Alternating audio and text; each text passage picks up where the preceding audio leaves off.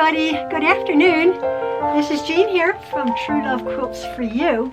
I decided to quickly turn on my camera before I got too tired. I was just out this afternoon to our meeting, our Bible meeting, but I thought I'd just come home and address very quickly a few of the comments or a few of the questions I received on my last video. I was a little bit all over the place with Maxwell. Ian said hello. We're getting a little bit better each day. Thank you so much for all of your lovely comments and your well wishes for us to get better from our illnesses. It's been a bit of a chore, but the thing I want to address right now very quickly, no tutorial because I didn't think it very interesting, but quite a few of you have asked. I was making these little hexagonal almost like a quilted pot holder, as you can see there. Because my last video, if you refer to it, we have a guest room which has blue walls. Somebody said, oh, I'm enjoying making the blue and green because they're calming colors. I need to be calmed down because I'm a little bit from being ill. It's funny because blue's not my favorite. Red calms me down usually. Isn't that funny? Isn't that funny? I know that most people love blue and green. I don't love blue and green, but I'm making a blue and green quilt. But I'm starting out very, very, very simply by making these quilt as you go blocks. Okay, they're fully quilted, batted, and quilted. And as you can see, I've just done a line of quilting in the hexagonal shape. Hopefully you can see that.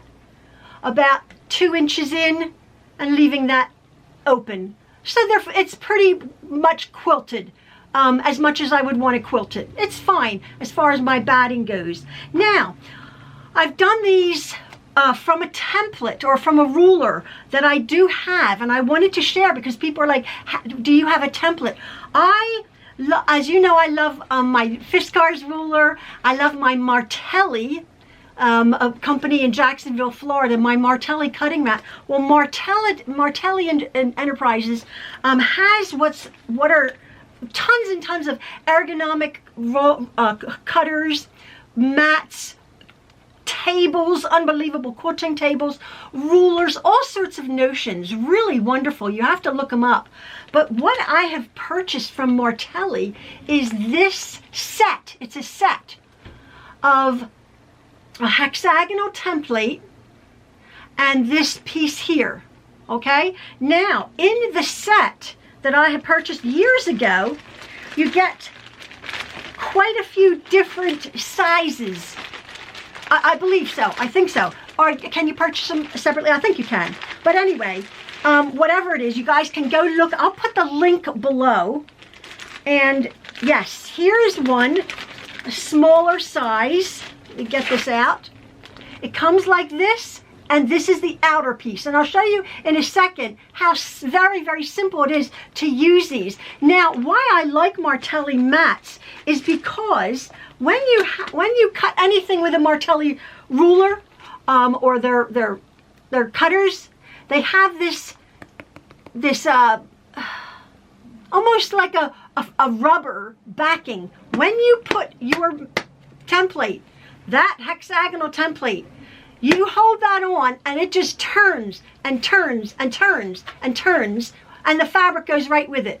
It's really wonderful. These rulers or these templates don't slip whatsoever. I love Martelli for that. And for this you would think, oh, I need a rotating mat to make this cut and that cut and that cut and that cut. You don't. With Martelli templates, you just put the fabric down, and then on your board you can just turn your fabric and it grips your fabric. So I'm using this size, all right? I'm using this size.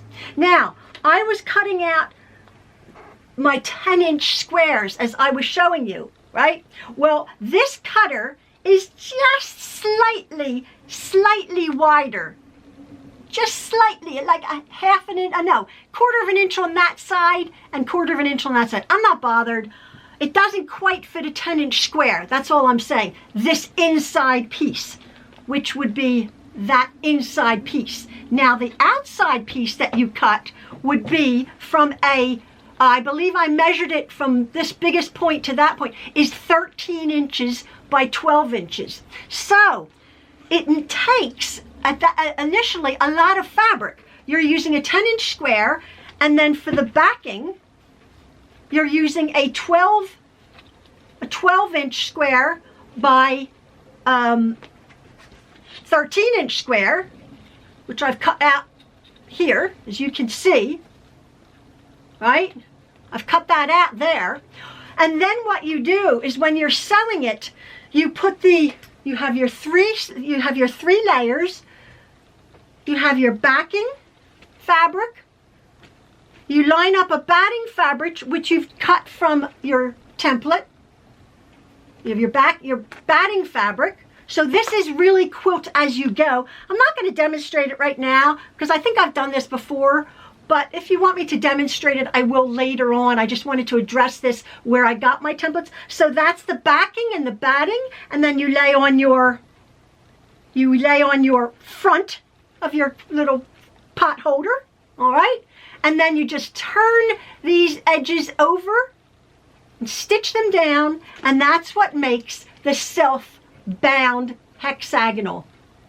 You do that, you just pivot there at that corner, pivot there, you turn it around, enclosing the front and the backing, the batting, and there you go. It's a completely finished pot holder, or in my case, I will be sewing these together with a zigzag stitch. I can't show you right now because I have to change out my machine. I got to make a million of these things now to make a queen size quilt. Ian, my husband, was anxious to suggest how I can put the border on. When I come to that, I will, because it's going to be a little bit funky and I'm not quite sure how to do that. But I will be sewing these together like this. It goes like that, and then of course this other one fits in. I can't explain it. The other one fits in like that. Okay, so it's like a honeycomb, just goes. I think you've seen them on my doors. I made a million of them before. You can leave them with the edges crooked, but I will be cutting it off the edges just around the side and putting my border, I think. Again, these are coming in different sizes. The great thing about Martelli is, when you have these, is, where did that go? Oh, where did it go? Oh, here we go. Is you can fussy cut. You can fussy cut your piece of fabric like so from these sort of windows that you can make. So there's all sorts of different sizes. I actually have got that size, and then I got a smaller size, and then I got one of like this big. It's downstairs. I don't know what I'm going to do with that because that would just make one block, right? But what I'm going to be doing now is, when I'm finishing it up, I will turn this over. This is how you do them, like that, and then I just put the diagonal inside. Maybe I will show you how to do that, because I found a really nice way to do that little quilting stitch. Now, I had gotten from, where is this from? Quilt. It's not just Martelli. I got this one from Quilt Shape, and this one makes very small, very small hexagonals. You see that? Very, very tiny. But the same principle applies, like that. I've made quite a few little things with these hexagonals. They work up really quick. And again, it's a quilt. It's a completely quilted block that I will, at the end of the day, I will be sewing them together like that, row after row after row, with a nice zigzag stitch. I don't know how many I have to make. I have two packets of 10-inch squares.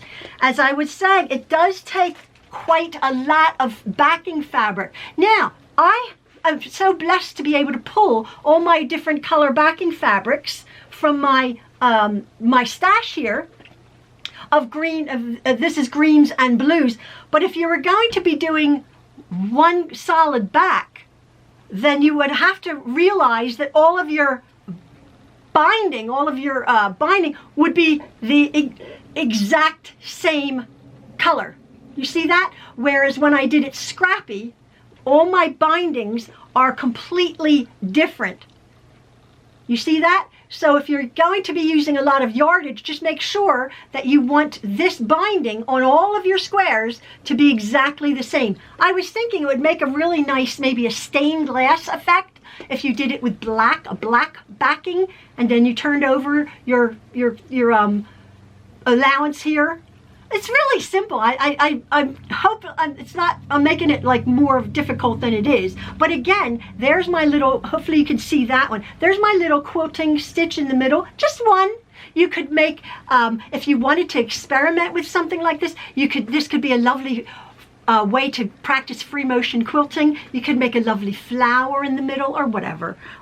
But this is what I'm going to be doing. Here's one with the quilting stitch, as you can see, on the front and on the back there, in the hexagonal shape. So anyway, I just wanted to tell you that I'm going to put a link down below for the Martelli. This is the one, oh mate, careful. It's my blood pressure thing.